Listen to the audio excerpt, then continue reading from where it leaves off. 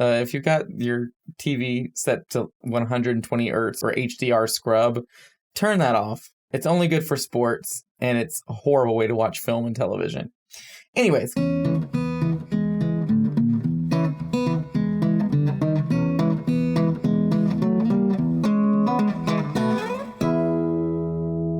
Welcome to A Century in Cinema. My name is Arthur. My name's Andrew. And this is a podcast where we discuss a classic film from every year. This week, we're in the year 1960, looking at Eyes Without a Face from director Georges Franju. From France, but it's a French-Italian co-production. We'll get into all that. As always, you can find where to stream or rent the films we're talking about in our show notes. I myself watched this on the Criterion channel. I imagine it will be available there. I think it's on HBO Max, too. And as with all of the films from the 60s, I own this one on Blu-ray. And speaking of the 1960s, do we want to give ourselves a little historical context, Andrew? Oh, I thought you were going to say give ourselves a little pat on the back for making it this far. We can do that, too. Here. I just did. Yeah, I just give myself a little pat. You know, for the 1960s, I might be able to just recite the plot from the Mad Men seasons because I know them so well. Oh, to talk right. about what's going on. 1960, John F. Kennedy wins the presidential election, defeats Nixon in a very, very close election. And by the way, leading up to the American election, the Soviet Union shoots down a U.S. spy plane, a U-2, and there's a big political sort of stalemate there when the Russians hold the pilot as a prisoner, and it really embarrasses the Eisenhower-Nixon administration. You could probably point to that as being the tipping point that really gives Kennedy the election. Huh. The Russians were always meddling, you know? Oh my gosh. Fidel Castro nationalizes American oil, sugar, and other U.S. interests in Cuba. And meanwhile, OPEC, that's the Organization of Petroleum Exporting Countries, is formed. In Vietnam, the U.S. announces that 3,500 American soldiers will be sent into the country. Talked a little bit about it, but American soldiers are already in Vietnam as the conflict is escalating in that war. Oh, the IRA starts its fight against the British this year. I know nothing about that, so someone else please expand. Just a hot goss. The twist is the new dance craze sweeping the United States. I still whip that one out on the clubs. Oh, yeah. People love a good twist, especially if you're like doing like a little twist and then you bring the foot up in the middle of the twist and then like kick out of it and dive into a split. People go like, I know exactly what you're talking about. Oh, yeah. I had a feeling. That's what I got for what's going on in 1960. Andrew, what are some of the films being released this year that we are unfortunately missing out on? So Alfred Hitchcock's classic Psycho changes the face of horror forever this year, as well as the Billy Wilder film that I recommended to you highly back when we did an episode on him, The Apartment. Oh, yeah. Which is the greatest New Year's film ever made, and I understand there's not a lot of competition in that category, but it is, definitively, and it will never be topped because it's such an incredible film. The French New Wave really kicks off in the 60s. This is when it's considered to be gaining momentum. And that, of course, starts with Jean-Luc Godard's most famous film, Breathless. Federico Fellini's slice of life, La Dolce Vita, which is sensuous, gorgeous, luscious film that pretty much is a giant party. Stanley Kubrick directs Spartacus this year.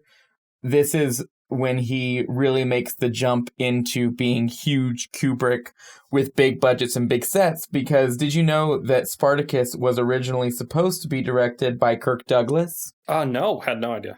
He was supposed to direct and star in it, and he got about a quarter of the way through directing it, and he was getting so overwhelmed with the sets and the production, and he had done Paths of Glory with Kubrick and said, I need your help. So Kubrick came on, took over the whole production, and then it became a Stanley Kubrick film. And from that point forward, Hollywood looked at him as somebody who could not just save a film, but make it look amazing and have a really good hand on sets and extras and actors. And from that point forward, he gets to pretty much do whatever he wants, and that is definitely to our benefit. And he does. I think it's also worth mentioning The Magnificent Seven, just a classic Western and an adaptation of Kurosawa's Seven Samurai, of course. Antonioni releases his most famous film, La Ventura. Michael Powell, without the assistance of Emmerich Pressburger, releases what many people consider to be the very first slasher film, Peeping Tom, this year. Actually, this is just a really great year for horror. Ingmar Bergman's big film this year is The Virgin Spring. Have you ever seen that? No. I watched that for the first time about a month ago. It was the last really major Bergman that I needed to watch. It is the most disturbing movie he ever made, and he made some pretty disturbing flicks. But it is a rough ride. That's all I'll say about The Virgin Spring. Gorgeous film, and it was remade into two more schlocky 70s era horror movies, The Last House on the Left and its same titled remake. And if you know anything about The Last House on the Left, I'll say this about The Virgin Spring. The plot really isn't that different. And that was kind of shocking for me to see through a Bergman lens. I could go on forever. I mean, again, in horror especially, because we're doing a horror film for this episode. Black Sunday, the Korean classic, The Housemaid, Le True. Have you ever seen Jigoku? This looks pretty familiar. I feel like I might have rented this from the tower at some point. It is a film that's this multi-layered plot with all of these different characters' narratives going on. And you don't know where any of it's going, and it's super investing. And then halfway through, everybody dies and you go to hell. And it turns into just this gigantic hour and a half long depiction of all of the different layers of hell and how every character is being punished for what they did previously in the movie and what their punishment is. It is so good. I love that movie. And yeah, that's a really great horror film. This is just interesting I really hadn't realized. 1960, I guess, is really when things are popping off for horror.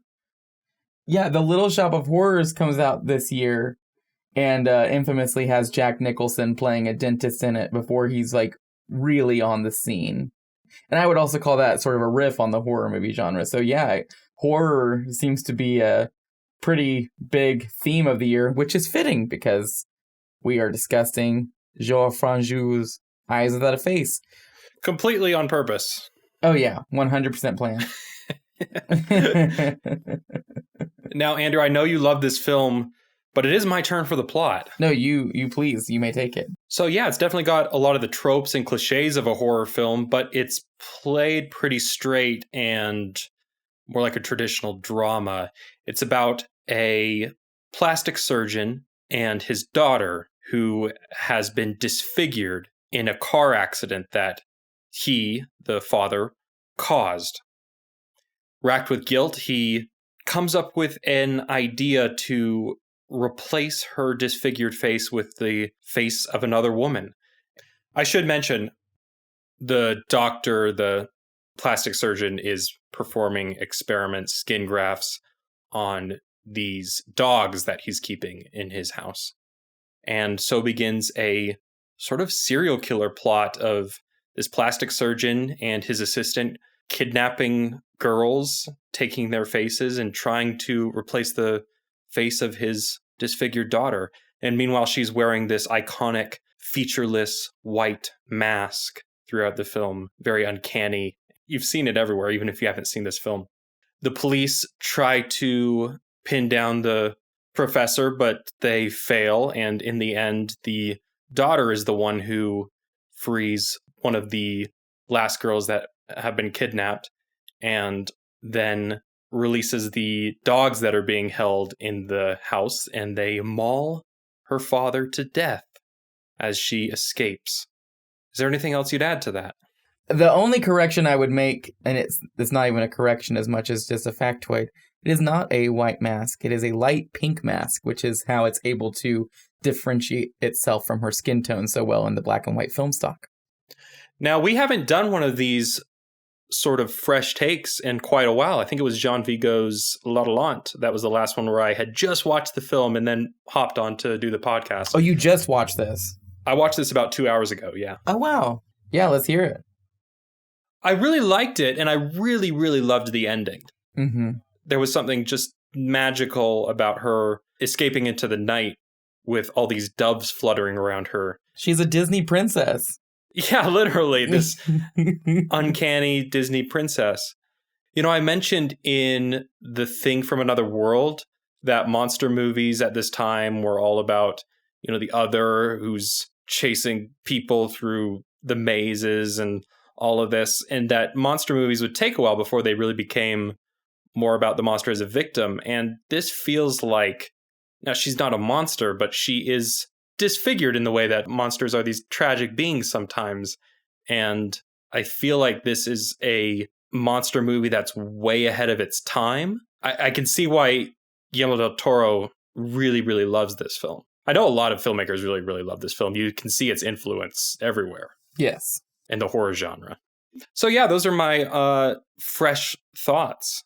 I watched this film for the first time a year after I was living in Salt Lake City, and I was at a mutual friend's house, and he had a home theater system, and I had just bought this on Blu-ray, and I was so excited to watch it. They all fell asleep. No one was super invested except for me, and I was on the edge of my seat, and especially the central face removal scene I thought was equal parts disturbing, fantastic, beautiful, interesting, gripping. I just found everything about that sequence to be what I like to go to the movies for. Can I admit something to you? Of course. I fell asleep. Oh my gosh. No. I do think the first maybe 20 minutes of this film are a little slow, and it just takes a second to get into it. But once the professor is talking to his daughter and we kind of realize what's going on, then I was totally invested. You gotta drink coffee. But yeah, I fell asleep. I was like, oh shit, I gotta record this podcast in like an hour. Quickly go back, start it all over. I genuinely was very moved by the film, especially its ending, which I didn't see coming. I thought she was going to be involved somehow. Mainly the sequence where she goes to the woman who's about to lose her face and the way she looms over her and is aware of her. I wouldn't say it's necessarily evil or nefarious. It just is vague in the way that is being presented into whether or not she has any sympathy for that victim or not. Mm-hmm. So I thought it might end with, I knew there was no way that face was going to stay on, you know, otherwise the movie would end too happily. I wasn't sure what was going to happen. And then when she just decides she doesn't want any part of that life anymore and doesn't care anymore and would rather just kill everybody involved and get out, I thought, oh, this is so great. She really took her life into her own hands, and now she's off into the wilderness, you know? She will exist as eyes without a face. That scene where they all come out, the dogs come out and maul him, was kind of disturbing in its realistic depiction of what it's like to get mauled by man's best friend. Yes, it was him and a stunt double, and they both had raw meat all over their bodies, and the dogs were actually ripping at the meat right on top of their bodies. It looks brutal. Yeah. And it should be mentioned that I saw this film after I had seen and fallen in love with and became obsessed with Almodovar's The Skin I Live In. Have you seen that? Yeah, it's almost it's a very light remake of this. Light remake, yes. It's a light remake with a way more messed up plot. Yeah, great film. That's Antonio Banderas, right? Mm-hmm, yes. All right, so yeah, great film. Definitely a great way to kick off the 60s because it's so different from anything else we've watched up to this point. I definitely feel like it owes its origins to the monster movies of the 1950s, Dracula, Frankenstein, and all these Hollywood Universal monster movies. And this feels like a French or European reinterpretation of those stories. You have the mad scientist, but he's not a mad scientist. And you have the monster, but she's not a monster. Do you know what I mean? Absolutely. And it really is sort of a regurgitation of those horror tropes through a French lens. When we discussed Orpheus and La Adelante, you mentioned how these films are dreamlike, and I had mentioned how there's this attempt to attain dreamlike poetry within French cinema. And this really is a sort of hazy, dreamlike, poetic interpretation of Frankenstein, essentially. It's a nightmare. I definitely felt like it was more grounded than the poetic films that we've watched from France up until this point. Maybe imagery wise, but I think because you have to also take into account that at this point, skin grafts, facial reconstruction surgery was also complete fantasy, was not a realistic thing at this point in science or the medical field. Okay. So I think that the entire idea of we're taking these people's faces and we're all to try and fix this one woman's face is more of a poetic interpretation of events than, oh, this could actually happen. Do you know what I mean? Yeah. Okay. Yeah, absolutely. So that's how I feel about it. And I do feel like the film has a very dreamlike quality, whether, obviously not on the level of Orpheus, which is an unfair bar to hold poetic and dreamlike films to, I think. You're right. Yeah. But it does have that very strange, off-kilter feel to it. Those are really the kind of films that I gravitate towards. Now, even though you love it, critics at the time really did not.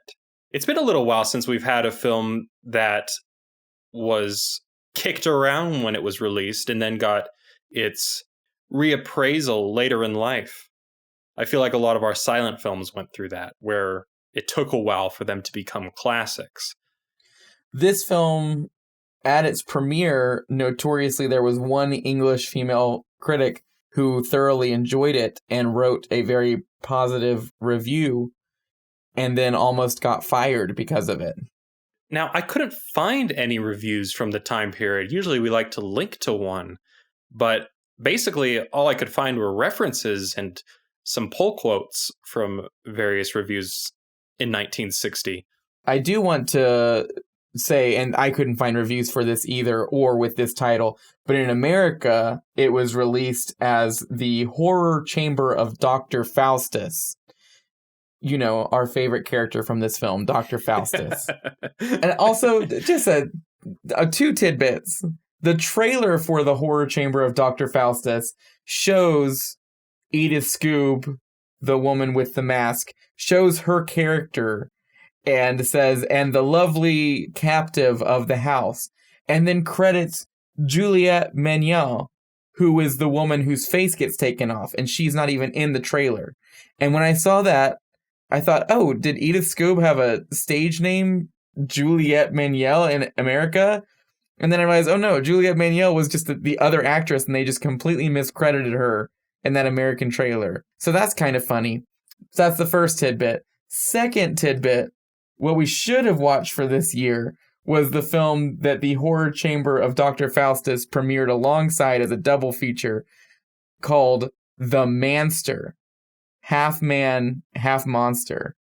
And if that isn't a phenomenal title, then I don't know what is. Definitely not Eyes Without a Face. Horrible title. The Manster. That's a good title.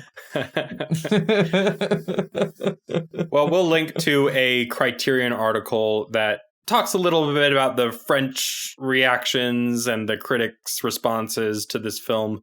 I mean, horror still has this problem today that it's just looked down upon a lot of the time. It's true. We always get so close, and then it feels like it just falls right back down as far as the reputation of horror goes.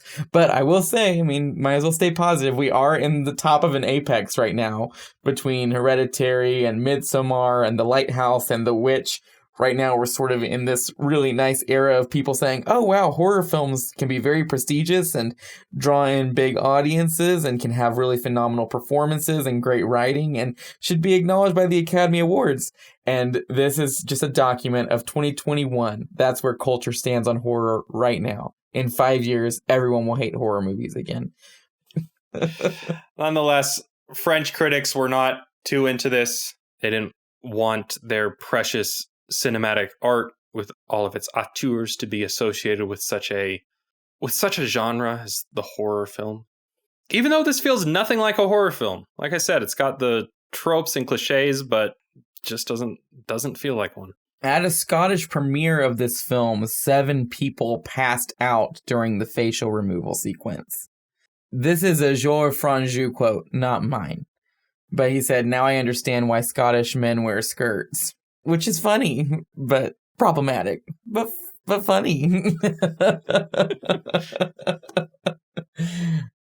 I do think this film has horror elements to it, and I think our perspective on this movie from 1960 is a little skewed. But I would agree, I mean, even comparing it to Psycho and Jigoku, to other horror classics from this same year, it's a very different feeling movie. But I would say that its number one goal is to sort of disturb and provoke. I think that's what it's trying to do to an audience. You're right, yeah. And the face, I mean, her mask is so strange. Yes. And disturbing in such a weird and hard to approach way. The whole film is preying on that innate fear of us losing our identities and losing our face and losing the things that people recognize us for. Even when you were saying that when she's standing above the woman who's strapped to the bed and you're not sure what she's going to do, that she's going to hurt her or something, it's the fact that we can't read her that makes it so disturbing. Yes. I just want to point out that this Criterion essay is written by David Kalat, who I love for writing the exquisite critical history and filmography of the Godzilla series. Oh, wonderful. I believe he's just a very well-versed and well-written genre film historian. I can relate. I love me some horror and monster movies. Georges Franju, it took him a long time to get into movie making. He started off as working in an insurance company. He worked in a noodle factory. He was in the military for a little while. When he first got into film, it wasn't even to direct. He got into set designing and really enjoyed the architectural elements of set design. Actually got back out of movies and started designing sets and backdrops for music halls, including the Folies Bergère, which was a really famous French burlesque show. And it wasn't until around the mid-30s that he started making silent films, and he even created a French film criticism magazine before Cahiers du Cinéma called Le Cercle du Cinéma. Wait, what's Cahiers du Cinéma? Cahiers du Cinéma is a really famous French publication that was written by the members of the French New Wave. Franju's publication, Le Cercle du Cinéma, did not live very long. And it was after getting into that criticism side. So keep in mind, he's already done set design. He's already made some short films with a 16 millimeter camera. And now he's worked in film criticism, that he finally thought, I should direct something. And he directed a bunch of short documentary features, a few of which I've seen. One of the most horrifying shorts you can sit through is The Blood of Beasts, which is his criticism of the meat industry. And with this French man narrating, and he just has the most casual voice, and he's acting like nothing is happening. You are seeing the most brutal deaths of animals you've ever seen. And then the film ends with a woman narrator coming in, and it's just the final sentence of the documentary elicits comparisons to a concentration camp. That's The Blood of Beasts? The Blood of Beasts. Fascinating documentary. And that really put him on the map. A lot of people in France saw that film and were very intrigued by it. So after making all of these documentaries, which are super interesting, none of them are over 20 minutes long, he decided he wanted to make a feature. He made a shorter feature called Head Against the Wall, which I have not seen, but is also fictional. And then while making that, the producer, Jules Bourquin, wanted to sort of make a foray into the horror film department, but specifically wanted it to have a French art house flair to it.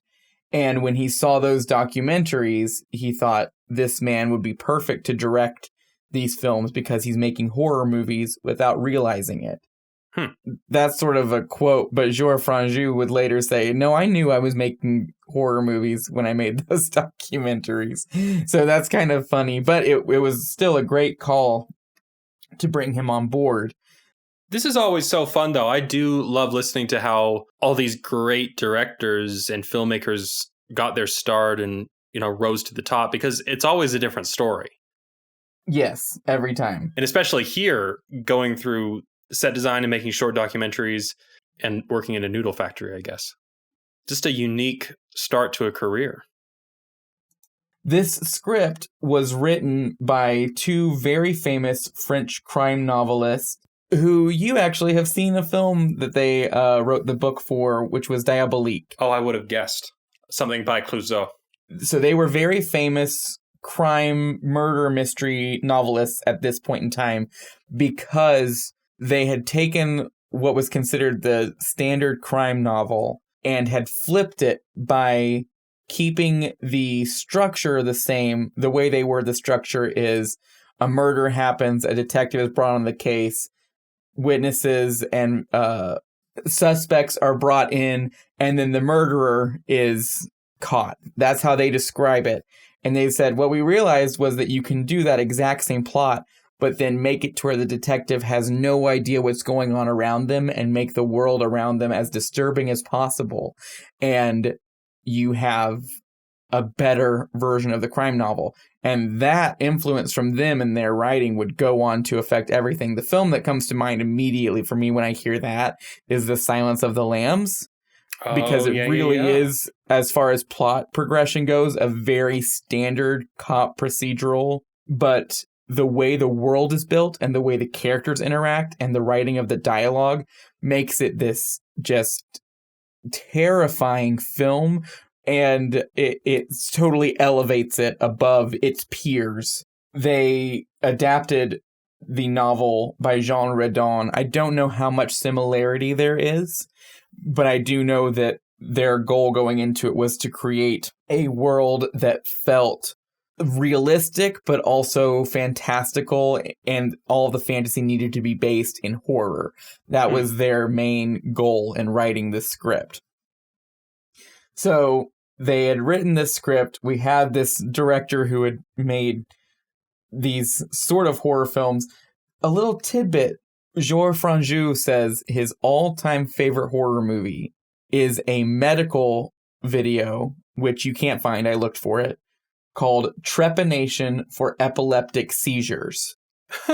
And it's a man who is suffering from epileptic seizures, and you see him sitting down with a doctor behind him, and he's got this huge smile on his face, and the doctor draws a line on his head and puts a blue dot on his head, and then opens his skull and removes a tumor, and the entire time the smile stays on the guy's face. And he saw that for something in school or something. I can't remember the exact details of how he saw it, but he said that was the greatest horror film ever made because nobody involved was trying to make a horror movie. They were trying to make a medical documentary, and they were keeping the smile on his face because in between, the only way you would be able to do that is in between takes, having nurses, moving his face back to make us smile again.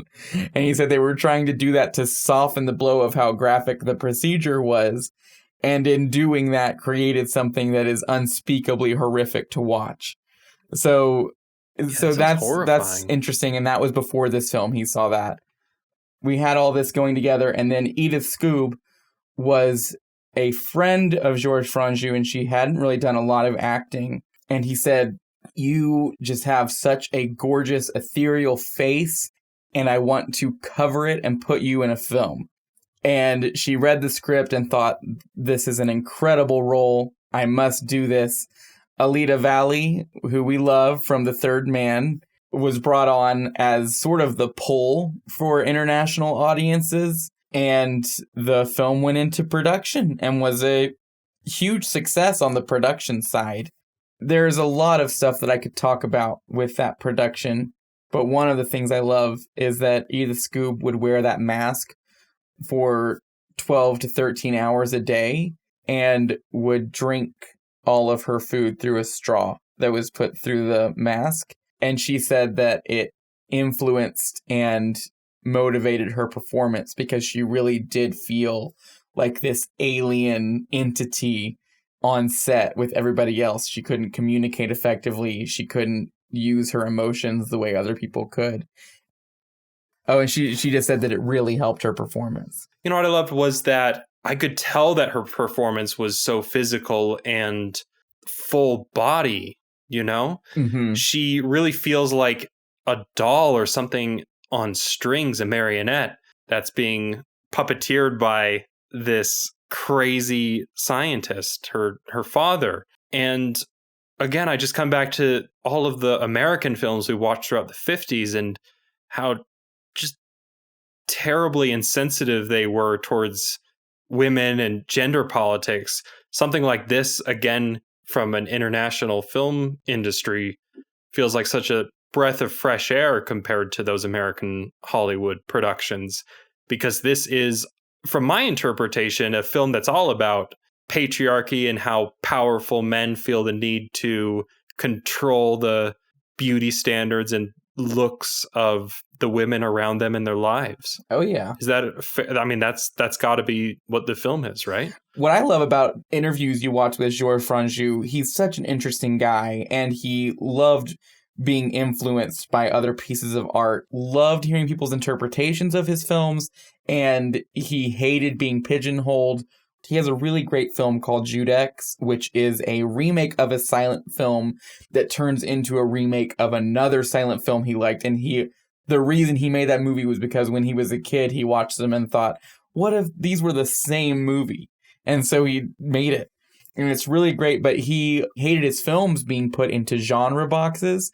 So I think if you were to tell Georges Franju, I saw Eyes Without a Face as a criticism of how much power men have in the female presence as far as society is concerned, that he would either say that's exactly what I was going for, or he would say, I had no idea that was going to be in the movie, and I am thrilled that you got that from it, you know? Yeah, I guess especially just in film, because so much of what actresses go through is just dealing with the needs, wants, and whims of powerful producers who just sometimes only care about how they look on camera. Mm-hmm. Okay, so you could talk a little bit about the production of this film, but I am very curious how censorship played a role in crafting what we see on screen. Well, yeah, that's my first note on the production of the film is Jules Borkin, the producer who was putting all of these elements together. He was facing a lot of pressure from the European film censors, specifically because he said he wanted to make a horror movie and was told that there couldn't be too much blood in the film because of French film censors. There couldn't be violence against animals in the film because of English censors, and there couldn't be a mad scientist in the film because of German censors. And then he read the book and thought, oh, we are screwed.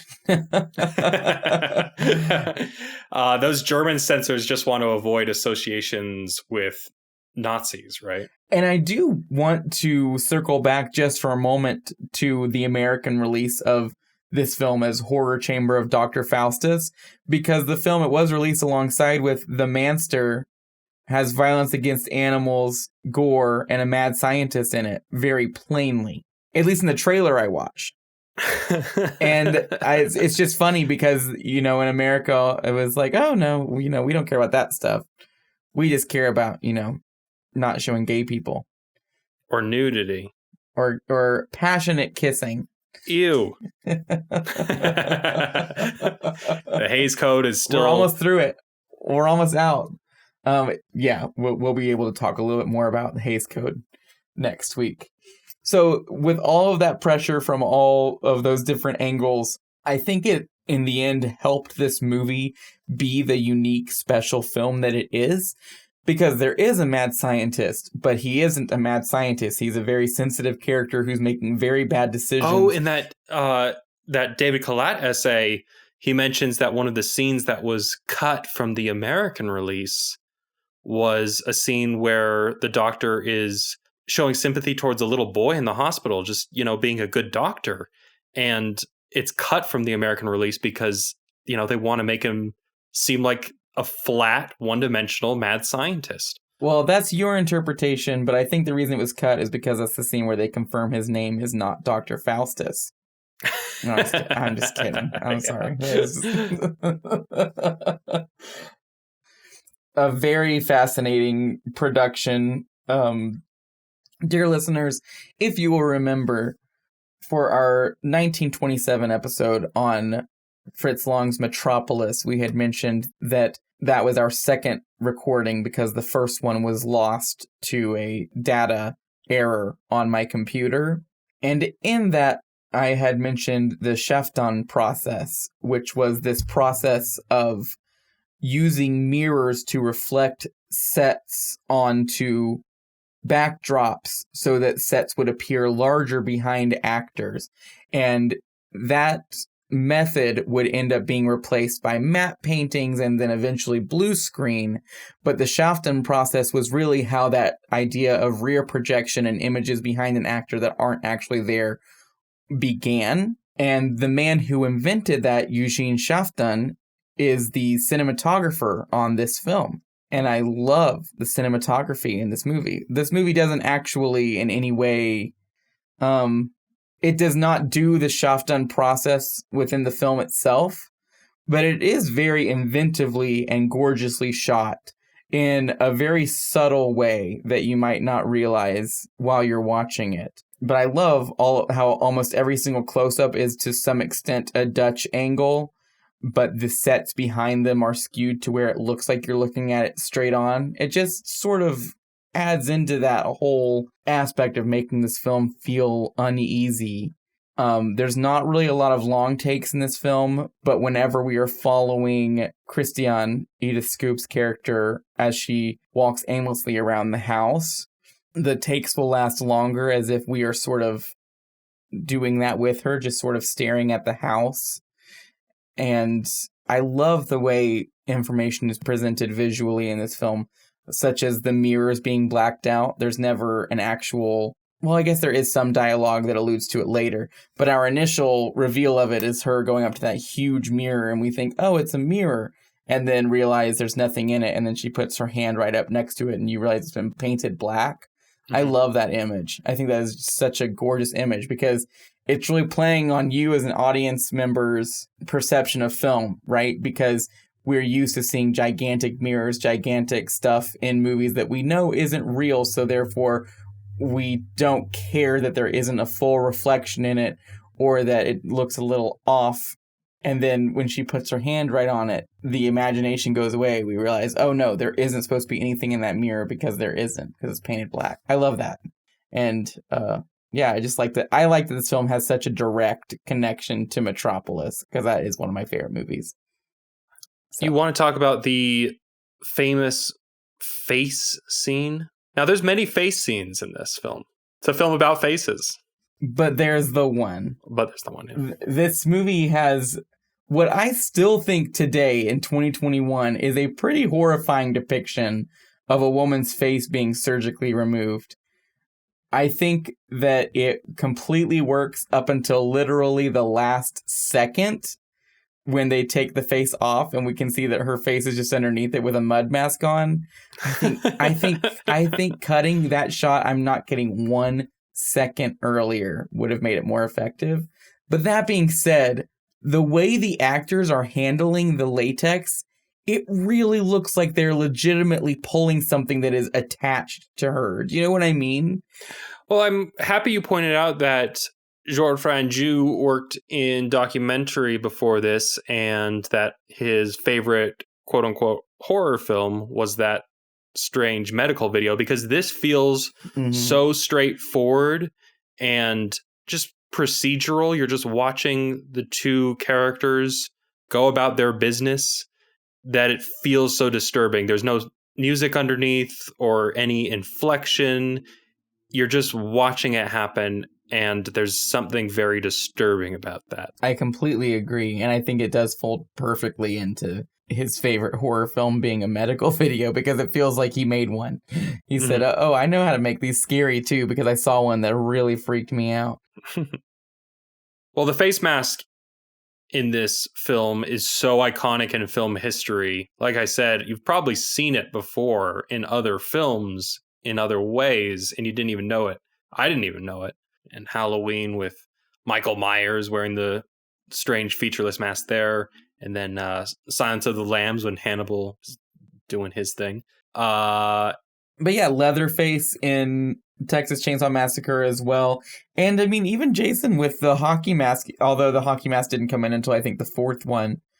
I swear I had another one in my back pocket that I'm forgetting. But yeah, it's clearly this horror trope now, isn't it? And it's so funny because this film feels like such a subversion, with its monster or creature being this sympathetic, tragic figure. And then all of those horror films are just played completely straight. The serial killer wearing the mask. Have you ever seen Holy Motors by Leo Carax? No, but I've heard of it. I love that movie. And it's all about this man who's being driven around from place to place. It's a difficult film to describe. But the woman who's driving him around is Edith Scoob. And at the end of the film, when she drops him off and she's inside of this parking deck, she's inside of her car and she's had sort of a mental breakdown. And as a way of calming herself down, she pulls out the pink mask from Eyes Without a Face and puts it on her face and drives away. And I loved it so much. And when I saw that film at the Tower, I thought, I get the joke. I get the reference, you know, I loved it. So that's really fun. And of course, you already mentioned The Skin I Live In, but her plastic face mask is so good. I remember there was a poster hanging up at the University of Utah for The Skin I Live In, and it looked so interesting to me. I wanted to watch it. It looks weird and disturbing. And I eventually did watch it, but I knew it was drawing from this film quite heavily. I just can't believe it took me so long to get around to watching these films. I remember seeing that poster like my first year in school, which would be a decade ago now. Wow. That's wonderful. I'm so happy that there's a poster of that film up in a film school. It definitely deserves its place. I saw The Skin I Live In. There was only one theater in Alabama that was playing it. I was so excited about it coming out there. I was sitting there. The trailers are over. I think there's no way I'm not going to be the only person in this theater, which I was fine with. The movie is 10 minutes in, and these three large Latina women come in and sit right behind me, the row directly behind me. And one of the film's very graphic, horrifying scenes happen, and they just started cackling. They were laughing at everything. They were laughing at him being in a tiger suit. They were laughing at the scene itself. And I was sitting there thinking, is this supposed to be funny? And then as they kept laughing, I started laughing. And I realized this is great. I don't even care if it's supposed to be funny. I'm having too good of a time in this movie theater right now. And it was really kind of like the four of us watched it together. And at the end, we had just a little talk outside the theater. So that was a really lovely experience. 2 weeks later, Breaking Dawn Part 1 was released, the Twilight film. And I had a couple of girlfriends who liked to go and see films with me. Shout out to you, Jessica and Amy, if y'all ever listen to this. And they wanted me to see Breaking Dawn Part 1 with them to make fun of it. They thought, oh, it'll be really funny to hear what Andrew has to say about this movie. I wanted to hang out with them and I wanted to go, but I did not want to pay for that movie. So I laid down the ultimatum that if I was to see that film with them, we were all going to buy tickets to the Skin I Live In and then walk into the theater for Breaking Dawn Part 1, which we did. And that's my Skin I Live In story. I'm glad you supported that film twice. All right. What else is there to talk about? Any more influence? I mean, the big one is The Skin I Live In. I don't have much else to say on the film. I'm really happy we got to record an episode on it. As we discussed earlier, there are a ton of great films that came out this year in 1960, and especially the horror genre got completely flipped on its head this year, and I like that this film is a part of that. Even though it was such a smaller film, it did not receive anywhere near the reception and acclaim that Psycho did. However, I would say it is almost equally influential in the long run, which is a sort of an inspirational story. Yeah, and it took a while for this film to get its reappraisal. It wasn't until it was re-released, I think in the 1980s and 90s, when film critics really gave it another chance and promoted it for what it's worth. It is a great film. And watch Judex too. I haven't seen any of his other features, but that is such a fun romp of a film, and Criterion released a great Blu-ray of it. And every turn it takes, you think, wait, what? Because it's just these two ridiculously ambitious, audacious silent films he liked, and they were already twisty and turny on their own, and then he just mashed them together, and it works beautifully. You can see why he thought they should be the same movie. Yeah, so definitely recommend this film to anyone who loves the horror genre and wants to see where some of the iconic imagery came from. Just get past the first 20 minutes. What does that mean? No, I don't mean that. I don't mean that. Sometimes you fall asleep during movies, and that is not a criticism of the movie. It just means you had a hard day, you just needed a nap, and you didn't even know it. Okay? I did sleep for 3 hours today right before we recorded this, so I do understand that feeling. Okay. But that's why I watched the film on Monday night. You know, I was ready for that. Mm-hmm. I think that's it for Eyes Without a Face, right? That sounds great. Next week, we're watching West Side Story from 1961, directed by Jerome Robbins and Robert Wise. And we have a guest next week, correct? Absolutely. We got my friend and fellow collaborator in the film industry, Kagan Breitenbach, who specializes in composing music for film. Great guy, and he's going to provide some great insight into the musical aspects of West Side Story, which I am not qualified to talk about at all. Did you know that I was in a production of West Side Story? Oh, so you got this too. Yes. I can just sit back. I don't need to talk at all during this. It's just going to be me and Kagan geeking. That's fine. So, as always, you can check our show notes to see where you can rent or stream West Side Story. Thank you, Nathan Royal, for our show's music. And if you enjoy the show, if you like what you hear, go to Apple Podcasts, drop us a little rating and a nice little review. We really appreciate it. Helps us in the algorithm battles. I don't know.